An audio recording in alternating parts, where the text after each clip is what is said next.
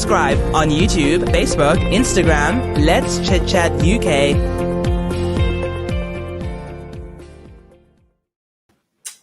Hi there, we are back live on YouTube and Facebook, and this is Let's Chit Chat. Let's Chit Chat. Wherever you are, we are so glad that you can listen, you can share, you can follow, and you can especially subscribe to the link. Please subscribe. So welcome to everyone, and I have here two great men, and I'll let them to introduce themselves. Richard? Oh, greetings. Good evening. Brother Richard here, President Correct. Looking forward to tonight's juicy discussion. How long have we got tonight? Ooh, it's coming up soon. And Pastor Enoch, introduce yourself. This Pastor Enoch, all the way from US. I like this topic, and it's very wonderful. When mommy sent it to me, and I was discussing with certain youth, and said, "Wow!" So I know that tonight they are going to be with us, and they're going to join us. Brilliant, excellent. Beautiful. Let's Chit Chat. Everyone, we welcome you to Let's Chit Chat, channel where we deal with real life issue for real people, issue for real people. So if you have a problem, a situation, something that is teaching you, you want to discuss it, please forward us. We will be gladly to bring it forward. So tonight's topic is sex and church. Is it a taboo? Sex and church. Is there a taboo between sex and church? What's going on with sex in a church environment, in a church arena, in a church situation?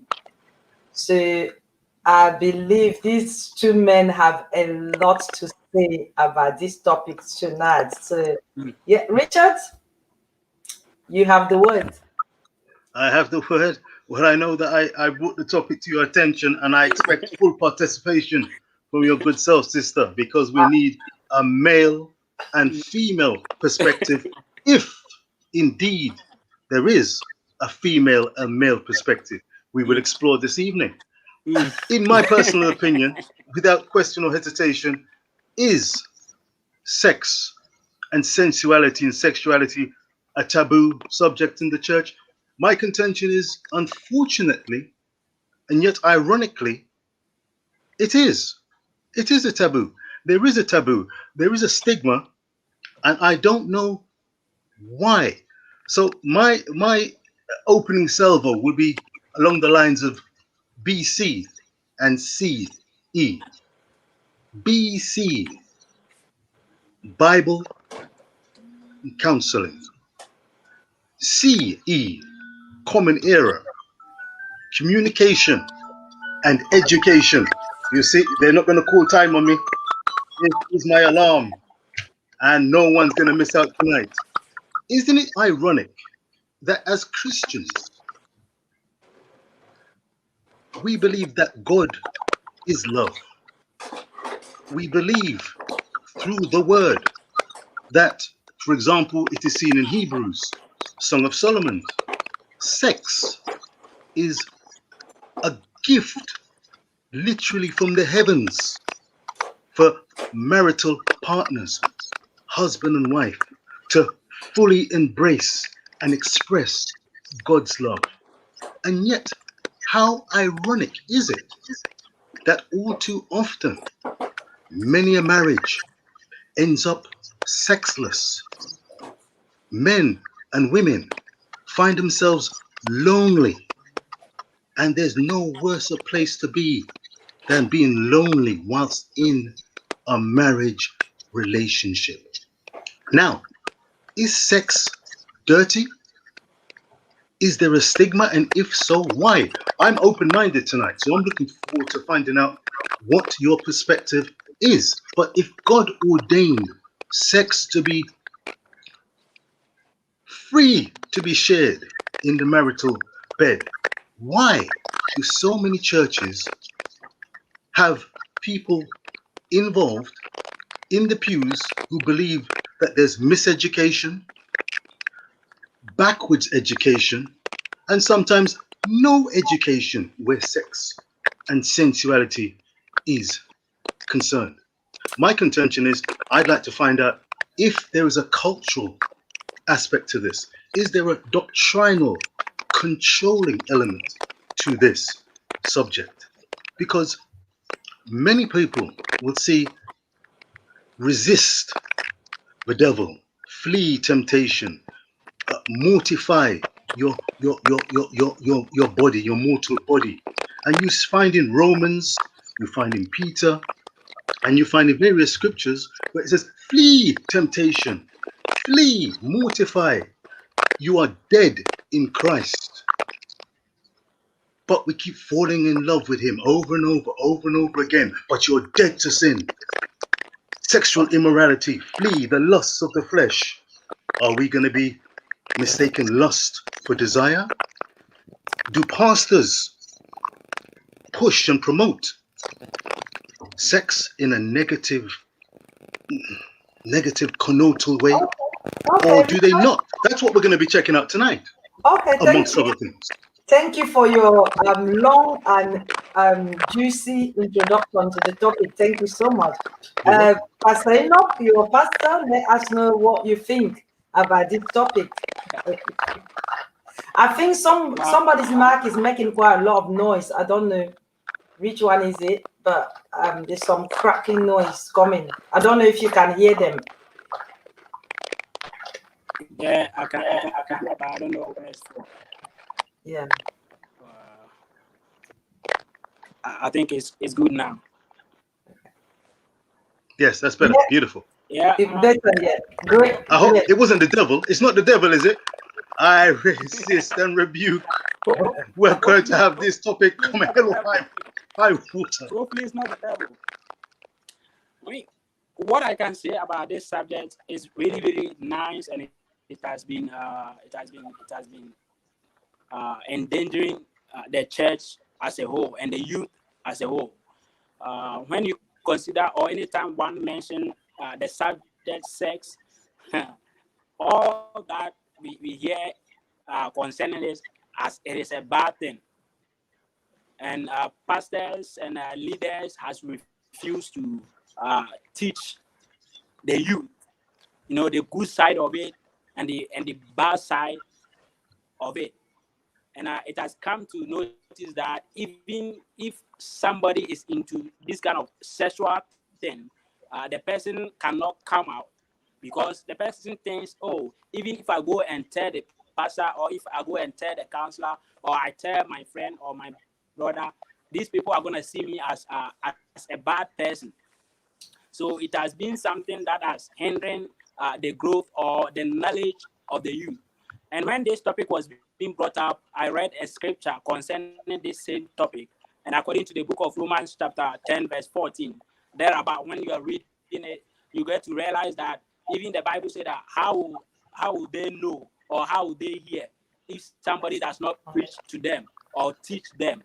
So if the church refused to, let's say, teach the members concerning sex, it does us more harm than good, because at the end of the day, the person that doesn't have any knowledge about it, and the person become ignorant of the subject, and because of the ignorance of the person, even if the person is doing it, he doesn't see it as either bad or good. So there is nothing wrong with it. He can do it whatever he wants. But if the church pursue the subject and teach the members well concerning it, teach the youth well concerning it, I think it will do them more good than harm. More good than harm. Yeah. Wow. Okay. Thank you so much. Great opinion from two great men there. I'm not taking any sides. I'm just speaking. You have quoted, both of you have quoted scripture, flee, resist the devil and he will flee from you. And again, teach. If you don't teach, how will your people know? And the word of God says that my people perish because of lack of knowledge. So on that line, it tells us that we have to educate our member. It's a responsibility for any church leader, pastor, bishop, preacher to educate the member on sex. Like you refer to young people. Now, in order for perhaps you to, I don't know where the noise is coming from, one's mic or volume is kind of making cracks and noise. I'm not too sure. In order for a teaching to happen in a church, brilliant. I think it's going and coming back. In order for sex or sexual education to happen in a church, it needs to be structured. I believe it has to be structured. How do you go about it? That's the problem. Can you hear me? The noise, the crack is still a bit. Yeah, the noise has been. How do you go about, if you log in and log back out, if you log out and log back in, let's see what happened. I'm not sure. Okay, I think when you start speaking, let us start. Yeah. So yes. How do you go about it, teaching a group of church members with all ages about sex or about sexual education? So it's a bit difficult, not defending anyone. I believe it's difficult in a way where you have about 3-4 generations in one building and be able to tackle sexual education. It becomes a bit tricky because within that setting, some people are married, some people are courting, some people are single. And again, remember, church doesn't quite promote sexual activity, especially within people who are not married or those who are courting. So there's a cautious in a way that if people are courting, they are not married, sex is not promoted. And if they're planning to engage into any sexual activity, they must therefore straight on do get married. But at the same time, it's difficult if they are not taught before they do get married. That's where you find married people still struggling to actually be sexually active with their couple because they have not had that education. There was no foundation of them learning about the importance or the relevance or the place of sex in a couple or in a marital environment. So it really is difficult. One way, how do you teach group of 3-4 generations? In another way, when they're now married, how do you also bring that education, seeing that they have missed it where they should have received it? Like Richard was saying earlier on, there are a lot of couples who are suffering because of lack of sex in the marital, either men or women. Often enough, men are suffering. Often enough, women are also suffering because of either too much sex or lack of it in a marriage. So both ways does affect. Pardon? If you say too much sex, Yeah, either too much of it or lack of it. So it can just be as bad as too much of it, and it can just be as bad as lack of it. So both ways, it will certainly affect a couple. It will certainly affect the marriage. So how do you then tackle it? And because it hasn't been taught from an earlier stage on, you find that even when a woman is lacking sex in a marriage,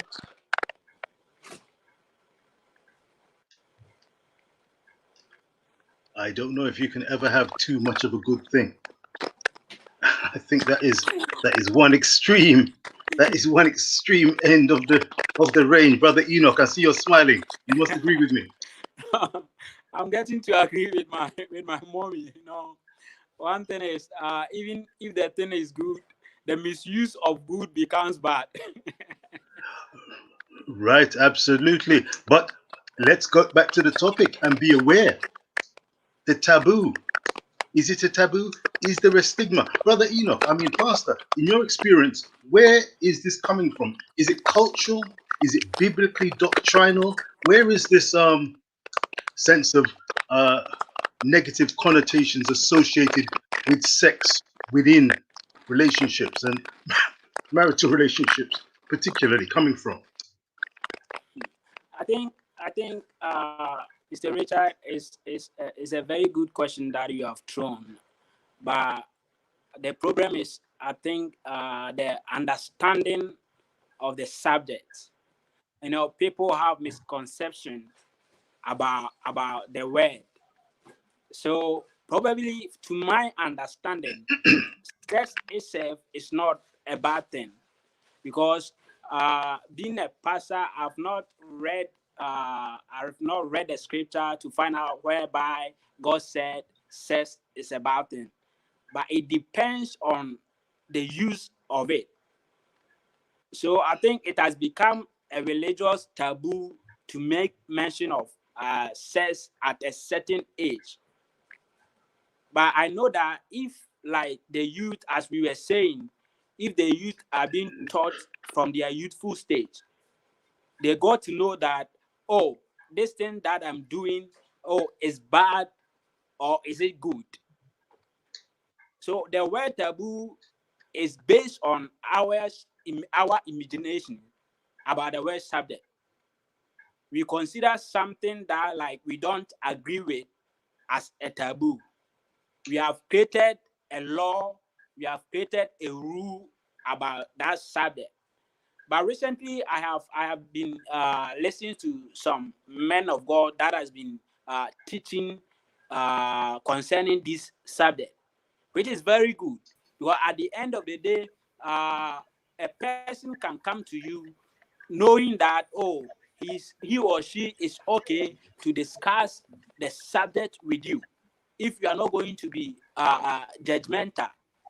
You know, in our world today, we have been judgmental of certain things. If you go and tell, let's say, you're a man of God, or you go and tell somebody about, let's say, what you've been doing, like the sexual aspect and everything, the person will see you as a bad person. And I have one example that I want to share.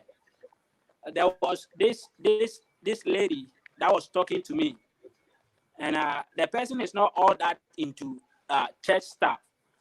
But what the lady told me was, why is it even a sin if you are not married, and it's like you have a boyfriend and you sleep with your boyfriend? What is wrong with it?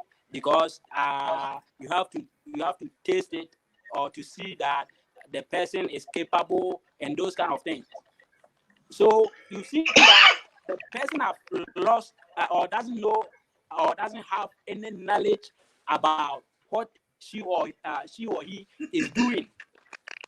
So at the end of the day, it hurts the person. So I was trying to explain to the person, and the person just said, you know what?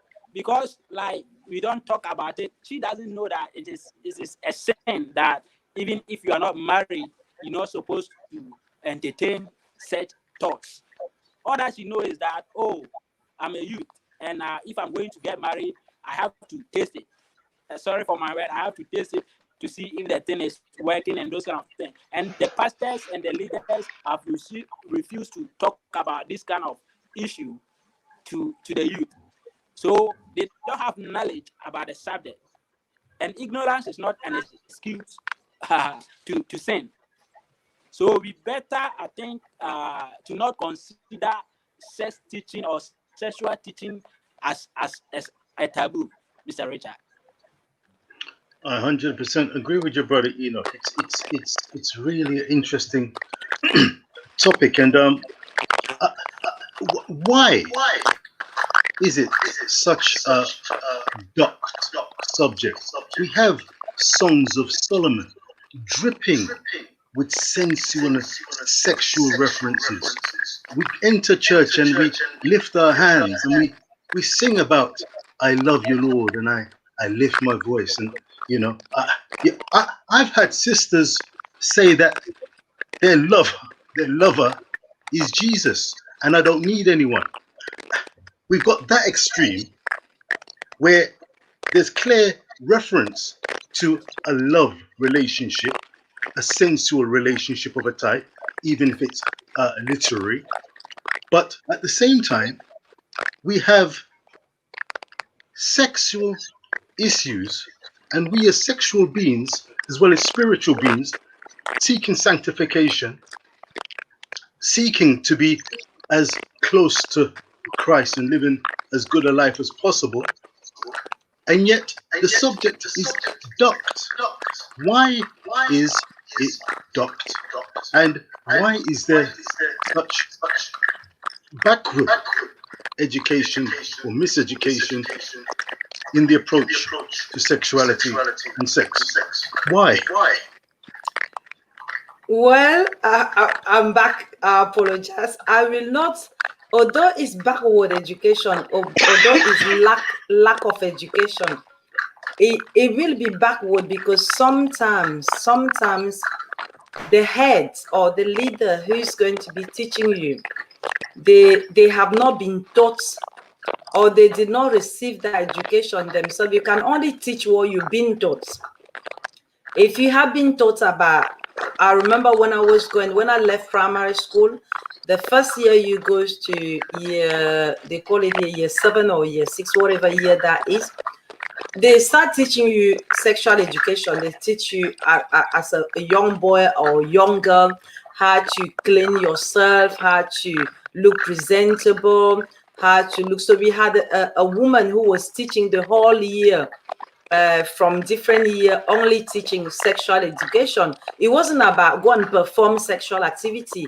It was to teach you how to protect yourself, how to clean yourself, it was really teaching you in depth of how to be ready, and whenever you are ready, how to guard yourself.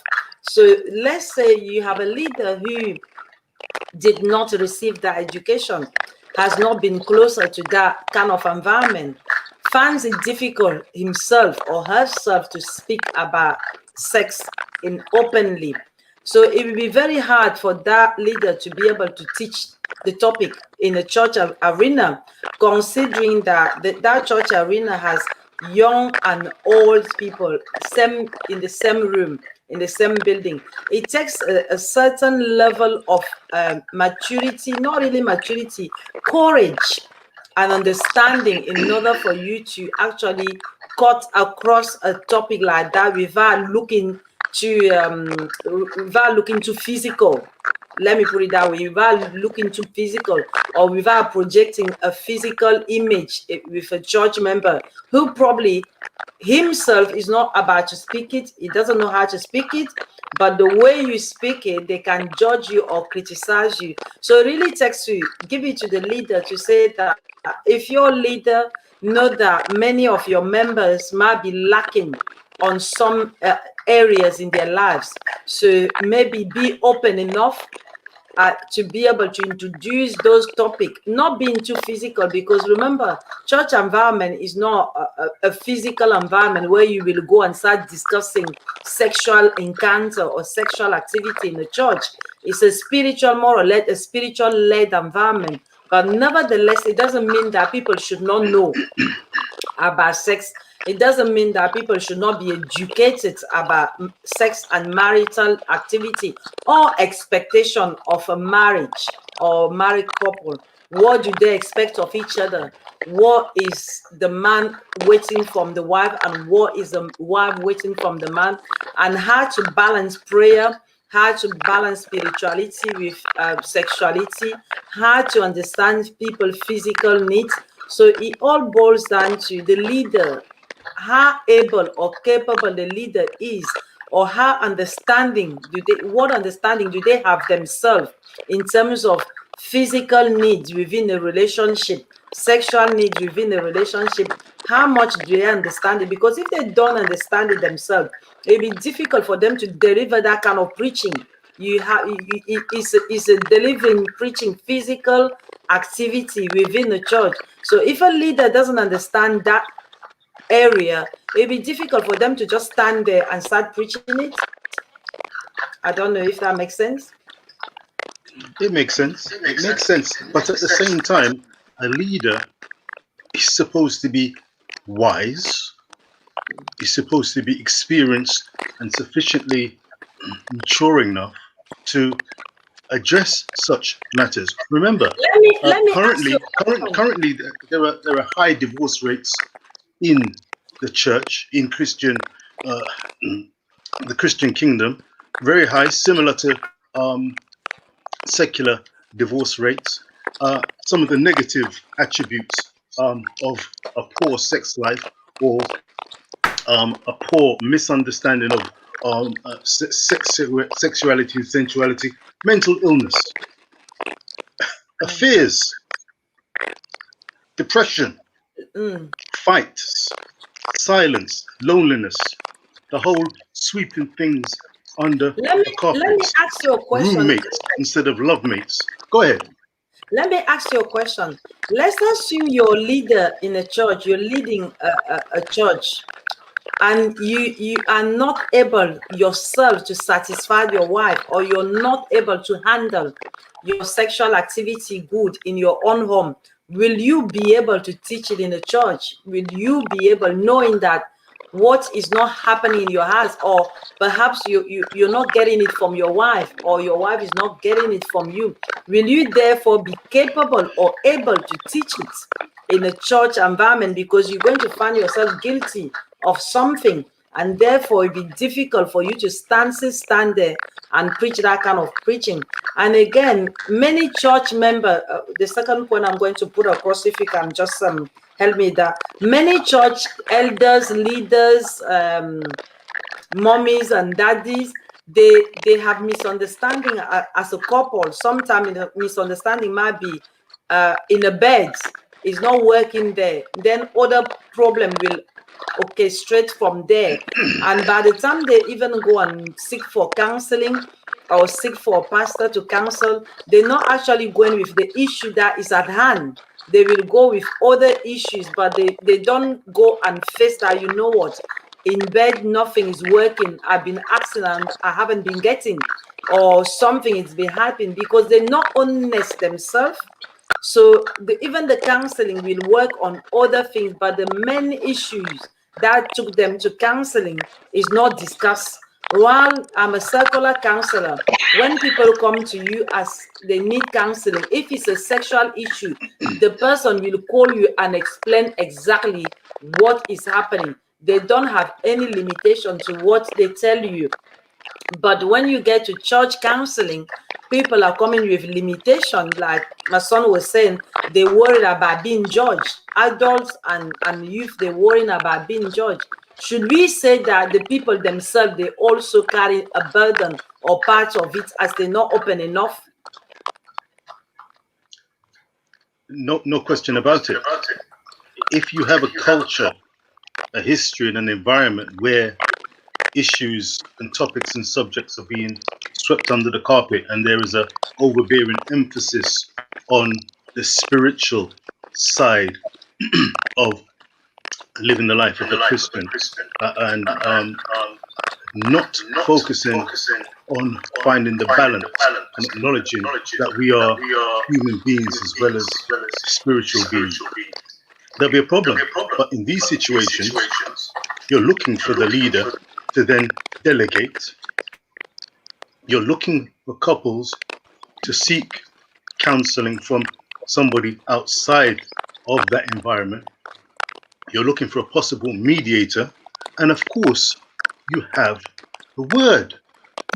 I think one of the saddest things is that sex is almost being kicked into the park of the enemy, where the flesh is seen as negative, where sex is seen as negative, where the flesh is seen as negative, where lust and desire get mixed and matched and mashed, all to the detriment of a Christian brother or sister who should, in theory, be enjoying the bountiful pleasures of the spiritual and the physical. Brother Enoch, what say you? Sure. Thank you, Mr. Richard. About the first question that my mother was asking, is that, like, as a leader, if you know that you're going through such situation, like you yourself, maybe, Mr. Richard will say you can't perform, and you try to also, like, deal with it in your house. will you be able to come to the church, or as a counselor, will you be able to bring that issue up to discuss with the people? Of course, what I would say about that, about what my mom asked, is that as a leader, you don't lead by emotions. You know, you can't bring out your emotions to public affairs. When you do that, you become a bad leader, because always you know that you'll be going through some kind of pain and everything. And even the things that you don't expect as a leader will be thrown at you. So I think first of all, you must be able to come out and discuss the issue with the church. I'm not saying, say, like you are going to discuss that issue with maybe your wife, or you are going to discuss that issue with your husband to the church. But at least things concerning the sexual aspect, you'll be able to teach the people, not through your emotions. So I think it's a very good question that you asked, mommy. Because that has been going on. Not even the subject of sex alone. You know, a leader will say that if I'm going through certain things, am I even qualified to tell the people, to tell other people? The thing is, if you don't discuss it with the people, how will you know that even your solutions will be from the people? So you must be bold enough to discuss what even you are going through in wisdom way, in wisdom manner, by presenting the case, because you alone can't carry the burden of everybody. So it takes other people to share ideas for you to get medicine from it. So I think the That's it. subject of sex and the subject concerning relating to these kind of things must be taught in the church. But we have to separate maybe the younger case. You know, we can have age group that Of must course, be taught about this kind of subject, of course, right? So from the absolutely. youthful stage, the person is even doing it. But rather, if you have not seen it, you might know that, oh, these my people will present themselves like more qualified, but inside they are suffering. So I think it's not a taboo for the church to discuss about sex. Thank you Dialogue. for that. Mm. And it's interesting. What I would like to add is, and to clarify, is that I don't think the onus should be solely on the leader or leaders of a church. I think that it's very good that you've showed some empathy regarding some leaders who may not have been taught or have sufficient experience or confidence in teaching and sharing matters regarding sex. Very good points that both of you have raised. But I think couples themselves, as couples, should also take time to converse, to look into scripture, but look at themselves as human beings. When you do that, then you'll know what's going on. I mean, in our relationships, you know if you're happy, happier, not happy, sad, indifference, underwhelmed, overwhelmed, satisfied, dissatisfied. And I think sometimes we're in danger of over spiritualizing matters. And if we keep it real, I think there's much more benefits by way of going forward. It's almost that each one teach one rather than hush hush, sweep it under the carpet, we don't talk about it, and all under the banner. This is the point that I've found out through some experiences through looking at videos and sharing with people. Sometimes the canopy of I'm a Christian, he or she is a Christian, my partner is a Christian, that's all we need. That's enough. Oh Lord, that's enough. We've got Jesus, and that is enough, quote unquote, supposedly. But it's not the case. So you go to church, you dress up, shirt, tie, pretty dress, lovely hats. You return home. By the time you've shut the car, it's silence, deathly silence. If it's not that, it can be arguments. Who knows? But because it's a case of, well, we're saved, we're in Christ, we've been born again, we can speak Ito Mashaya, speak in tongues. It's all good. When it's not all good. And Brother Enoch, it's interesting that you said that there were young people who were keen to hear this topic. Why is that? Sure. That's why I was saying, like, I was even talking to one of my friends yesterday, and he was much interested in the subject. That's the reason why I think the youth is much interested in this kind of subject is that whenever as I was saying earlier on, whenever this kind of topic you bring it up, even when I said this, he said, "Hey, pastor, you see, so the mindset about the subject says is even wrong in the beginning. So people are interested; they want to know more about this kind of thing. Because even if we refuse, or leaders refuse, or parents refuse to teach the kids or to teach the youth concerning this subject, now social media, you can just click on it. People go through so many platforms to watch all manner of things, like pornography and these kind of things. But they lack knowledge about that subject. They don't know that if I excuse me, if I watch pornography, is it harmful to me, or is it going to help me? Even somebody can say that okay, watching pornography is for let's say those that are married, right? But they don't have idea about things that are involved in the subject. So people, if you ask the question that why is that my friends were interested, I'll say that because we have perceived that subject as a sacred subject. That whenever we make mention of that subject, it draws more attention. People becomes more interested.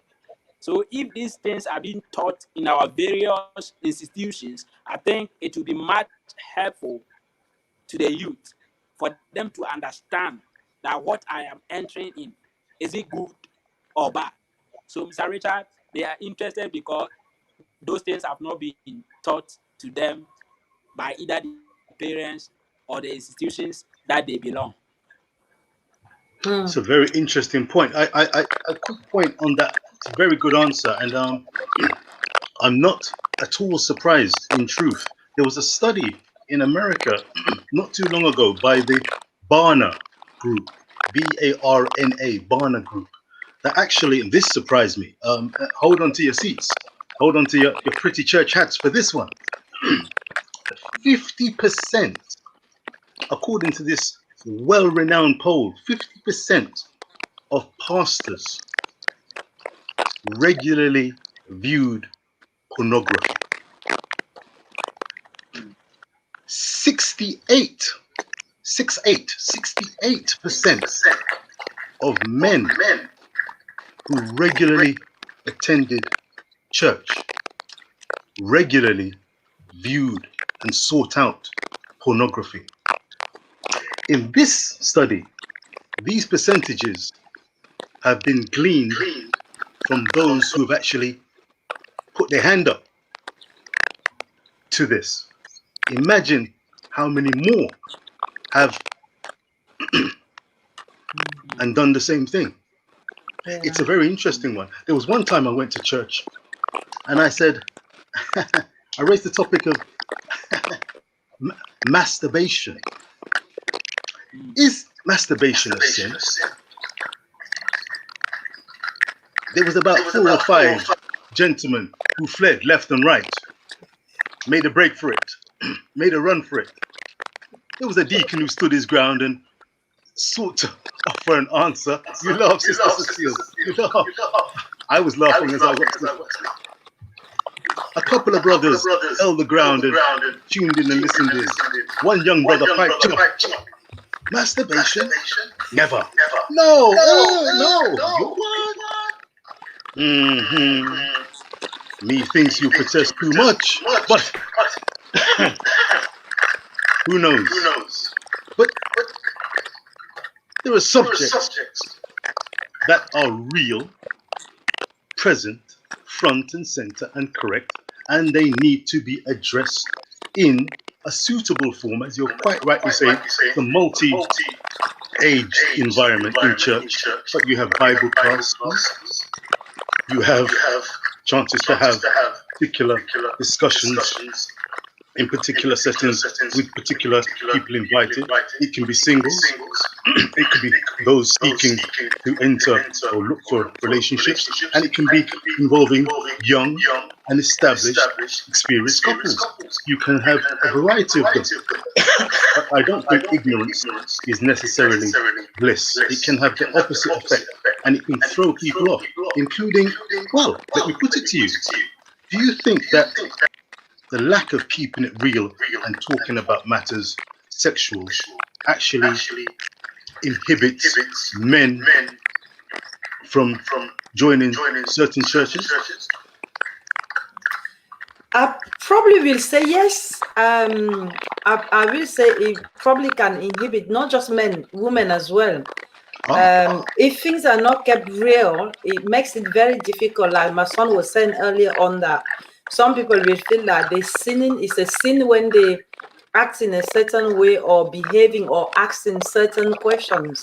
So yes, not keeping it real will actually inhibit men as well as women certain entering some churches.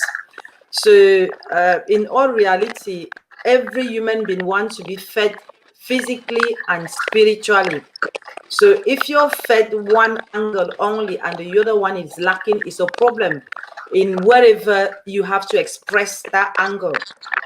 So if you're fed spiritually and you're lacking on physically, every physical relationship will suffer, and there's only the spiritual one will grow. And we know that if your physical relationship is suffering, in as much as you want to build your spiritual one, is also going to suffer because there's no balance.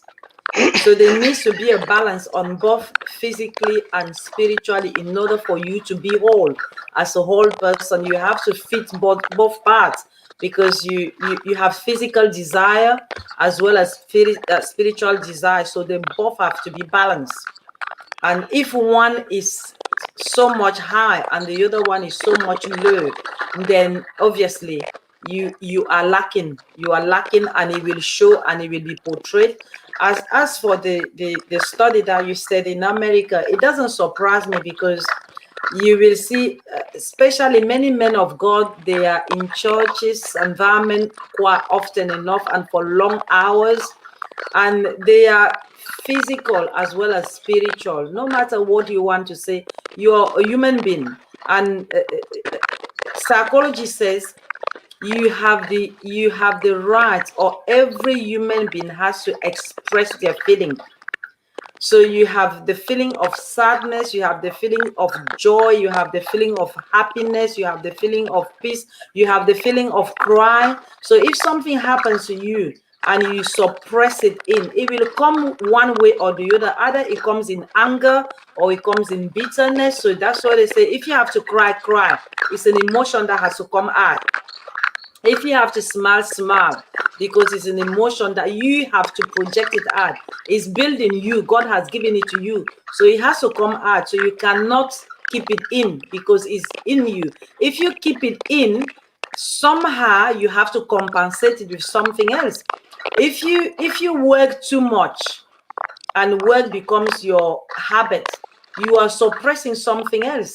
So work is taking over something else, because you cannot just work and not express yourself in other ways. That means you are suppressing something to be able to push your work.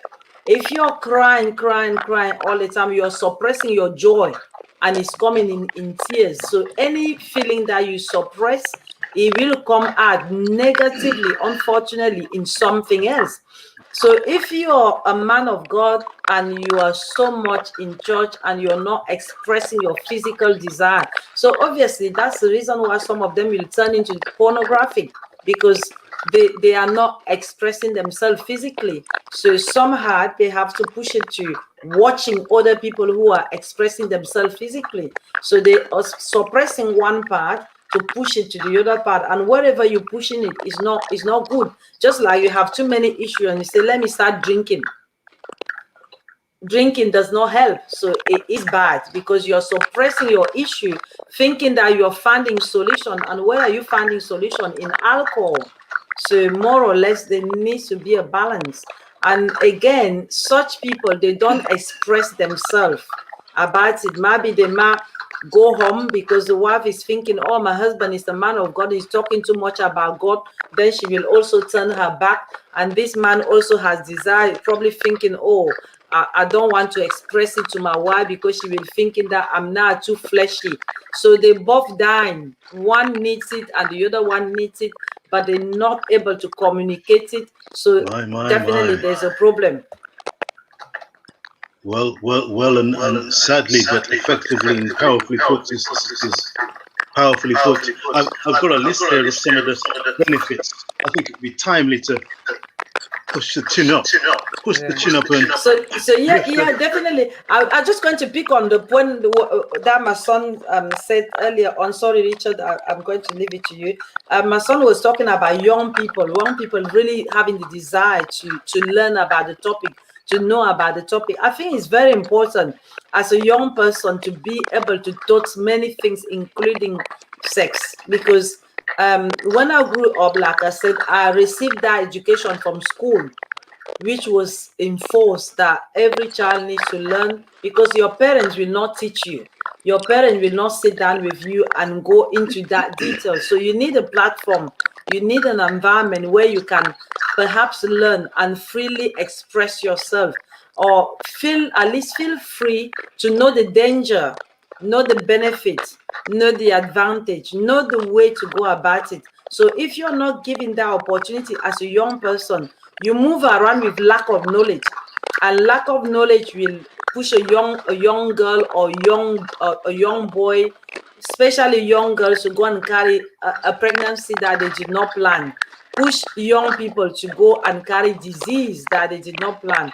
And if you receive records of GPs and hospital records, young people are carrying so many sexual transmitted disease more than adults. And they tell you that young people, especially in this country, they are probably 85% of them are having sexual transmitted disease.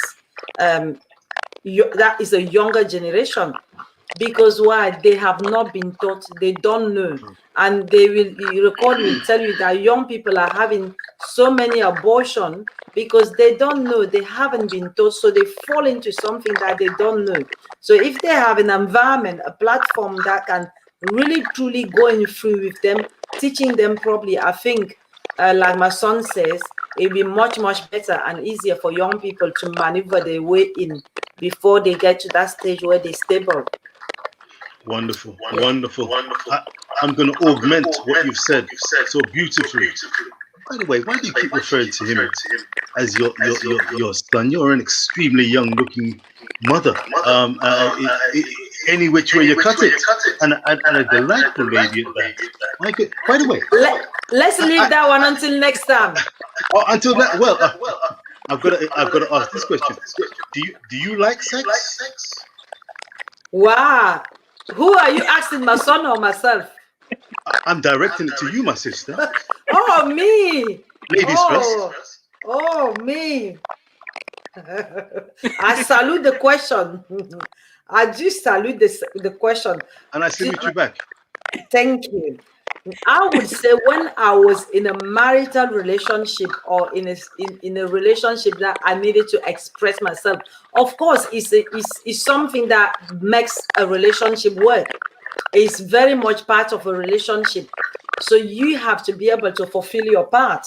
If not, then one person will be in desire and the other person will be in complaining mood. So definitely, if you're in any kind of relationship, you have to be able to engage into a sexual activity or sexual relationship to ensure that your partner is satisfied and you're also satisfied. So that is automatic.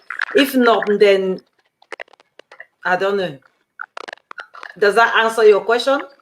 It certainly does. I'm going to ask question 1B to that before. Well, but I tell you what, I'm going to list the benefits and then I'm going to give you a breather and then I'm going to ask the 1B question. The benefits, Brother Enoch, what a wonderful smile you have. The ladies must love that. One of the many benefits of sex: therapeutic, companionship building, builds sanctification, emotional and physical, indeed psychological growth and well-being. Just some of the many benefits of sex, S-E-X. Question 1B, my sister. This one rocked me a little bit. I only picked up on this one yesterday. Brother Enoch, keep those ears clear. Keep the lines clear. Listen to this. Can someone love their partner and yet not desire them? Can they love their partner and yet not desire them, which results in potentially no bedroom, kitchen, bathroom, living room, jiggy? Okay. Is that possible? We have limited minutes to go, but yes, that's fine. I will answer that question. Yes, of course, someone can love their partner but not desire them. That is very, very 100%. Reason why I say someone can love their partner, not desire them is, you know, now the screen has become clearer. Brother Enoch, look. Hallelujah. Your screen. My Lord, the mist has fallen. It was a blessing. But now the full beauty of Sister Cecile is... Oh, let me... Speak. I'm listening and looking. The reason why I'm saying someone can love their partner and not desire them is, you know, there's a connection. There's a connection to engaging with somebody in a sexual activity. There needs to be a connection, because you can love somebody, but it doesn't mean that you connect with them in bed. Let me put it that way. You can love somebody, it doesn't mean that that person satisfies you in bed. So I don't know if that makes sense. So loving somebody and having desire for somebody is two different things.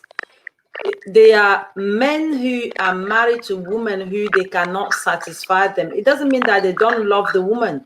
It just means that the woman cannot satisfy them physically. There are many women also who love their husband dearly, but the husband cannot really properly perform. So it doesn't mean that they don't love the husband. They love the husband, but in terms of fulfilling their physical needs, is very limited. So I don't know if that, I don't want to go too much deep into it, but does that answer my question? Your question, sorry. It does, very concisely and precisely. Fascinating. I'm sure that we'll have to cover this and similar ground on another occasion. Hopefully not too long in the future. What a wonderful smile. What a wonderful smile. Look at that. My goodness. Pastor Enoch, what do you have to say about Richard's question? I mean, what I was saying, when you are into a relationship, you know, you should be able to allow the other partner to express him or herself, because the thing is a mind issue. The more you focus on something, the more you push towards that thing. So if, like, for instance, I'm in a relationship and it comes to a time, maybe the lady is yearning for sex, and I know that, oh, you know, we are not married, it depends on our communication. For instance, if I don't want to have that kind of sex, I should be able to teach or talk to my companion to come into understanding with me. Other than that, the relationship cannot stand. So you have to be able to make sure that you are able to satisfy the other partner. As you said, you can be in a relationship without you guys having sex. It depends on how the communication is. And if you are in a relationship also, and it's like, oh, okay, you are even married, and it's like, oh, one is not capable of performing. It all comes to the mind. You'll be able to talk to the partner when the partner can be tired. It's about room matter. It is a room matter. It's between you and your partner. It depends on how your partner can perform and how you'll be able to psych your partner to a certain level. It might come that even psychologically the person is not all that sound. The person came from where with the tedious activities that he or she performed. When the person come as soon as the person you want to have sex with the person, maybe the mind of the person is not there, so you will not be able to get what you want from the person. So at least you have to have good communication in order to, I think, have a beautiful family or a beautiful relationship. Thank you. There may have even been sexual trauma. There may have been sexual trauma. There's so many factors involved in this wide-ranging subject. If I had to sum up, Sister Cecile, you let me know when I should sum up, and I'll do Yes, just please. that. It's time to sum up. Thank you. Communication and education, an open, frank, loving, understanding dialogue between partners is absolutely essential. Without shame and in love, the full fellowship of love that God has ordained a marriage, a loving relationship to entail. There should be no reason why communication and the full expression of love, companionship, friendship, and being lovers should not be built on through the word, through common sense on a daily basis. It is ours. It is a gift from on high for us to bountifully enjoy through rain or shine. Communication, education, be bold, one love. Thank you, Richard. Pastor Enoch, if you'd like to sum up. Yeah, that's powerful, Mr. Richard. I'll agree with whatever he said. And what I'll add to it is that the ability to entertain other people's opinion without you being get hurt. You know, for instance, even if you are a parent and your kids come to you, you shouldn't be all that kind straight father or straight mother. Let the people be able to express their feelings, their thoughts. Let them be able to say whatever. And it's kind of very difficult in Africa for you to, you know, talk to your father or your mother about certain kind of these things. And it is harming us. And when you come here, you can see that the people are free, though they might not be doing it right, but they have the freedom to express themselves. So we should be able to let our kids, let other people express themselves, and in a relationship, in a marriage, in whatever we find ourselves. And communication, as Mr. Richard said, communication, education is also very essential when it comes to this kind of subject. Thank you. Wow. That's a great insight and a great topic. It's been so brilliant, very good for this topic. And I believe that a relationship is about two people. So if you're in a relationship with somebody, express your needs, express yourself to the person, express your desire to the person, because no one else can teach you better than the person that you engage in that relationship. You can have a pastor who can teach you about sexual activity or sexual desire, but unless you talk to your partner, your partner will be able to tell you what they need, what they want, what can key in, what can attract them, what can satisfy them. So it doesn't matter if anyone else teaches you or doesn't teach you. What matters is that engage into some kind of communication with the person that you are expressing or you are exchanging your sexual activities with. They are the best place or the best person to build from there. So for any couple out there who are suffering for lack of sex or too much of it, engage into communication with your partner, talk to your partner, come into some understanding, some agreement, some learning. Be ready to learn. What Richard was saying earlier on, what I was speaking on that as well. Many couple are not ready to learn.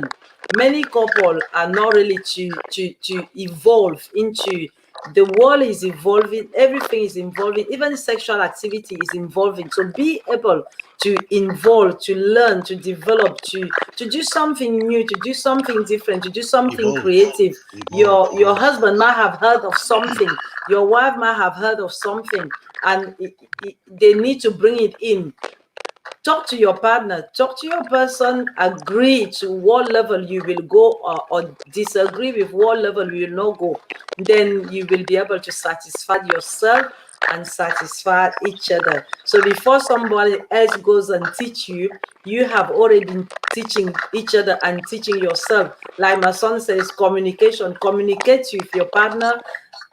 If you're always too tired, express it to their partner. Your partner, tell them when you are not going to be tired so they can work around the time that you're not tired. Some people are too tired after midnight. Some people are too tired after 10 p.m. Some people are too tired after 9 p.m. So what time suits you as couple for your relationship to work? Because you don't want to get someone at the bad time or the bad angle or the bad day. So you are looking for where you both can be happy and satisfied. Until then, Wonderful. Thank you so much. Share, subscribe, follow, and it's been good to have these two great men for this great topic tonight. And stay tuned, stay blessed, stay in love, because this is a loving topic. I want you to put me in touch with those couples that you've been talking to who have been experiencing too much. I want the name and number. I'll put you in contact with them. I definitely will put you in contact with them. Stay blessed until next time. Let's Chit Chat UK live stream. Hey, I'm Pastor Cecile Abba, a counselor by profession from Let's Chit Chat UK. This is the right space to explore real-life issues affecting real people. We provide professional counseling to individuals, couples, organizations, schools, church, and others. Follow, share, subscribe on YouTube, Facebook, Instagram, Let's Chit Chat UK.